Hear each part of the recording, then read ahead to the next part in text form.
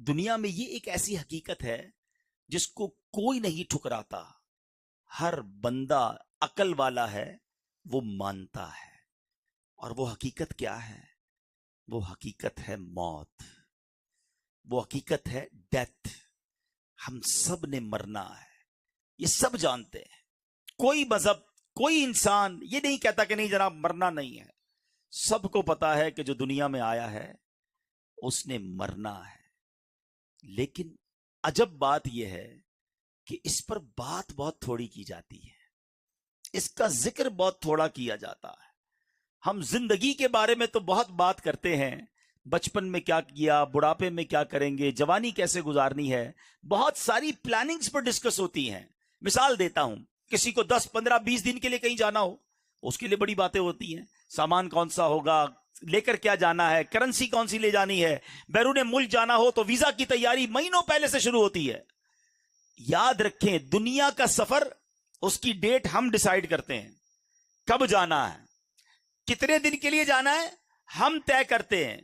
اور پھر اس کی تیاری کا وقت بھی ہمیں پتا ہوتا ہے.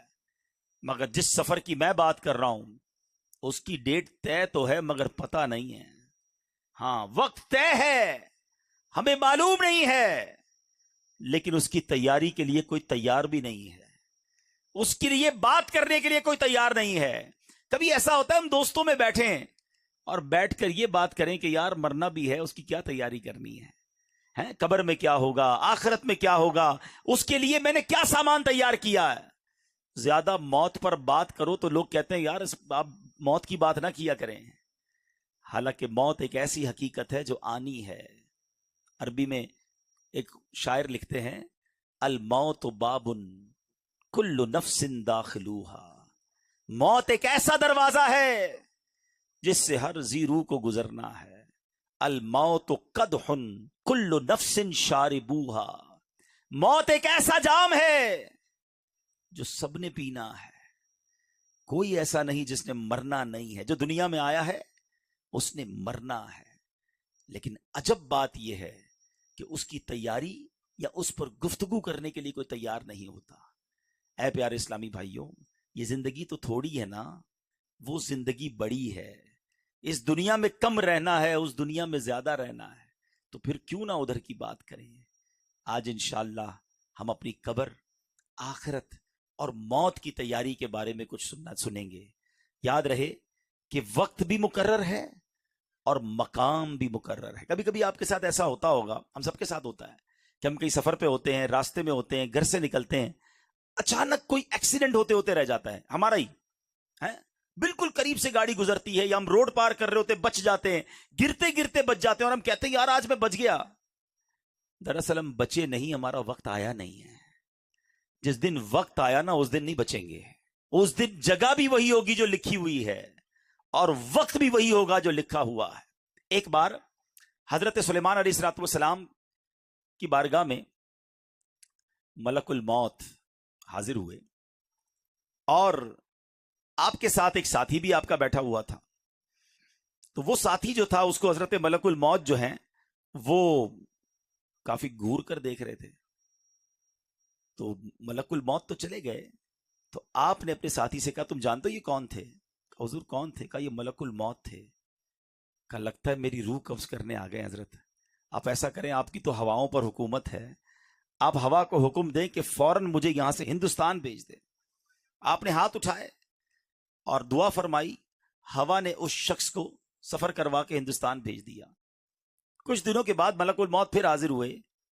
حضرت سلیمان نے پوچھا کہ یہ تو بتاؤ کہ تم جو ہے میرے ساتھی کو کیوں گھور رہے تھے؟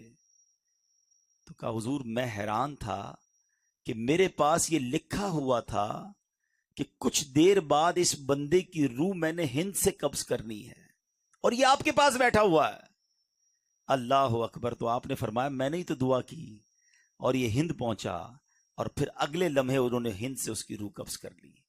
تو اس کا مطلب یہ ہوا کہ وقت بھی لکھا ہوا ہے اور مقام بھی طے ہے. یہ آگے پیچھے نہیں ہو سکتا ہے، ہمیں نہیں پتا ہے. ہو سکتا ہے آج ہم میں سے کسی کی موت ہو جائے. اس بات کو تو آپ مانتے ہیں نا کہ ہم میں سے کوئی آج بھی دنیا سے جا سکتا ہے.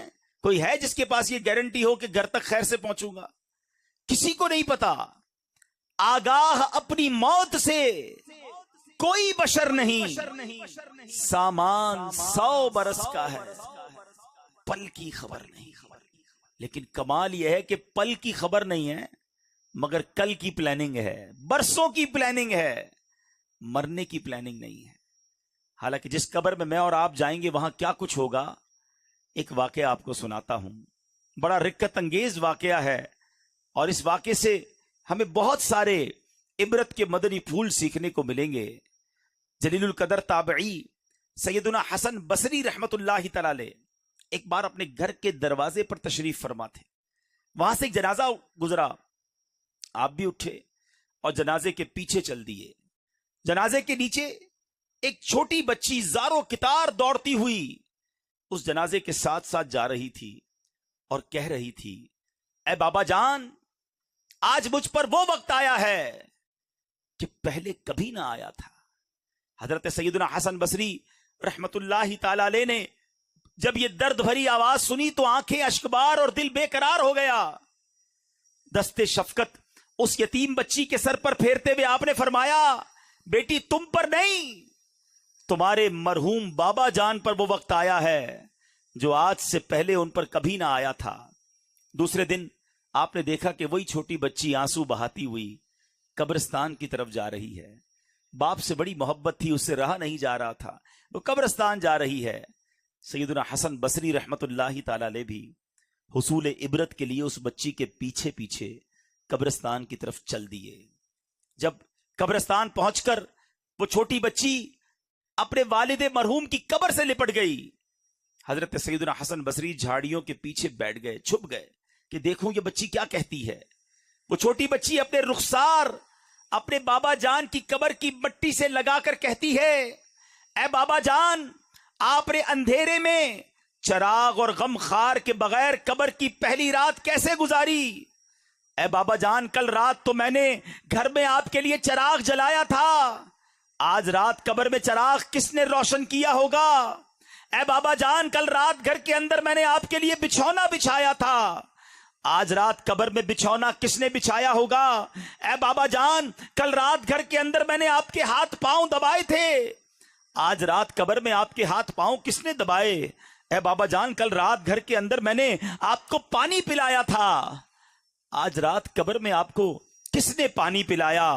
اے بابا جان، کل میں نے آپ کے جسم پر چادر اڑائی تھی، آج رات آپ کو قبر میں کس نے چادر اڑائی؟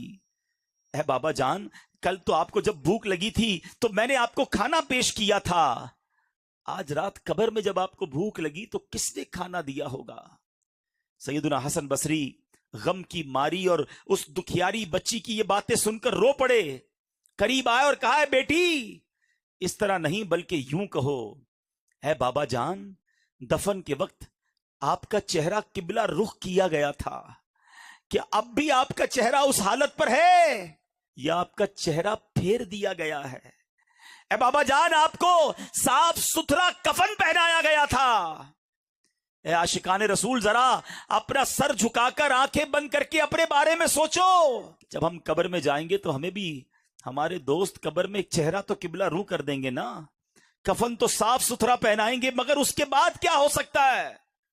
سیدنا حسن بصری کہتے ہیں، اپنے والد سے یہ پوچھو کہ بابا جان، کل تو آپ کو صاف ستھرا کفن پہنا کر دفنایا گیا تھا، کیا اب بھی وہ صاف ستھرا ہے؟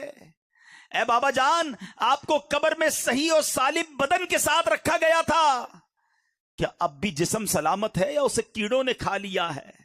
اے بابا جان، علماء فرماتے ہیں قبر کی پہلی رات بندے سے ایمان کے بارے میں سوال کیا جائے گا تو کوئی جواب دے گا، کوئی مایوس رہے گا. آپ نے اس سوال کا درست جواب دیا یا آپ ناکام رہے ہیں؟ اے بابا جان، سنا ہے علماء سے بعض مردوں پر قبر کشادگی کرتی ہے، بعض پر تنگی کرتی ہے. آپ بتائیے، آپ پر قبر نے تنگی کی یا کشادگی کی؟ اے بابا جان، علماء فرماتے ہیں کہ کسی میت کے کفن کو جنتی کفن سے اور کسی کے کفن کو جہنم کی آگ کے کفن سے بدل دیا جاتا ہے. تو آپ کے کفن کو آگ سے بدلا گیا یا جنتی کفن سے؟ اے بابا جان، کل جب میں آپ کو پکارتی تھی تو آپ مجھے جواب دیتے تھے. آج میں کتنی بدنصیب ہوں کہ قبر کے سرانے کھڑی ہو کر پکار رہی ہوں، مگر مجھے آپ کے جواب کی آواز سنائی نہیں دیتی. اے بابا جان، آپ تو مجھ سے ایسے جدا ہوئے کہ قیامت تک دوبارہ نہیں مل سکتے. اے خدائے رحمان، قیامت کے میدان میں مجھے اپنے بابا جان کی ملاقات سے محروم نہ کرنا. سیدنا حسن بصری رحمت اللہ تعالی کی یہ باتیں سن کر وہ بچی عرض گزار ہوئی، اے میرے سردار، آپ کے نصیحت آموز کلمات نے مجھے خواب غفلت سے بیدار کر دیا ہے. اے پیارے اسلامی بھائیوں، بظاہر تو یہ ایک واقعہ ہے، مگر یہ قبر کا سفر ہم سب نے کرنا ہے. آج ہمارے گھر میں لائٹ جائے تو جنریٹر ہونا چاہیے، پنکھا چلنے کے لیے یو پی ایس ہونا چاہیے. گرمی میں بغیر لائٹ کے جس کو نیند نہ آتی ہو، نرم تکیہ نہ ہو تو نیند نہ آتی ہو، نرم بستر نہ ہو تو جسے نیند نہ آتی ہو، جس کے کمرے میں اگر اندھیرے میں کوئی چھوٹا سا کیڑا آ جائے، کوئی چوہا آ جائے، چپکلی آ جائے تو جس کی چیخ نکل جاتی ہو، جس کو اکیلے کمرے میں اندھیرے میں ڈر لگتا ہو. ہم جیسا کمزور انسان جب قبر میں جائے گا تو سوچو، وہاں اگر اللہ نہ کرے جہنم کی آگ بھڑکا دی گئی، وہاں اگر اللہ نہ کرے سانپ اور بچھو آ گئے، ادھر تو میرے اور آپ کے جسم پر کوئی کیڑا آئے تو فوراً ہٹا دیتے ہیں. اس وقت تو کیڑے ہوں گے تو بھی بندہ نہیں ہٹا سکے گا. وہ دیکھ رہا ہوگا کہ میرے جسم پر کیڑے رینگ رہے ہیں، مگر یہ طاقت نہیں ہوگی کہ اپنے آپ سے اسے دور کر سکے. اے میرے پیارے اسلامی بھائیوں اور مدنی چینل کے ناظرین، آپ کا کبھی نہ کبھی تو قبرستان جانے کا اتفاق ہوا ہوگا نا. یہ جو قبریں اوپر سے ساری ایک جیسی دکھائی دیتی ہیں، اندر سے ایک جیسی نہیں ہوتی ہیں. دنیا میں اگر آپ کسی ایک کالونی میں جائیں، غریبوں کی آبادی میں جائیں، تو مکان دیکھ کر پتہ چل جاتا ہے غریب رہتے ہیں ادھر. امیر کے علاقے میں جائیں تو کوٹھیاں دیکھ کر سمجھ آ جاتا ہے کہ ان کوٹھیوں میں امیر اور سکون سے رہنے والے رہ رہے ہیں. مگر قبروں کو دیکھ کر پتہ نہیں چلتا. دکھتی ساری ایک جیسی ہیں، مگر ہر قبر کی داستان جدا ہے. کوئی تو قبر میں جنت کی نعمتیں لوٹ رہا ہے، کوئی تو قبر میں جلوائے مصطفیٰ میں گم ہے، کسی کی قبر میں تو جنت کی کھڑکی کھلی ہوئی ہے، کوئی تو اپنی قبر میں نم کا نومت العروس کے مزے لوٹ رہا ہے. کسی کو تو قبر ایسے دبا رہی ہے جیسے ماں گود میں اپنے بچے کو پیار سے دباتی ہے. مگر اسی قبرستان میں کوئی قبر ایسی بھی ہوتی ہے پیارے اسلامی بھائیوں، جس میں سانپ اور بچھو اس قبر والے کو عذاب دے رہے ہوتے ہیں. میرے آقا نے اس طرح انگلیاں کر کے بتایا. عذاب کی ایک صورت سرور کائنات علیہ الصلوۃ والسلام نے اس طرح کر کے بتائی کہ بے نمازی کو قبر ایسے دبائے گی کہ جیسے پسلیاں ٹوٹ پھوٹ کر ایک دوسرے میں پیوست ہو جائیں گی. کسی کو قبر نے چکنا چور کر دیا ہوتا ہے، کسی کی قبر میں جہنم کی کھڑکی کھلی ہوتی ہے، اسی قبرستان میں کسی قبر میں آگ بھڑک رہی ہوتی ہے. اشجع الاقرا، حدیث میں اس سانپ کا نام بھی بیان کیا گیا.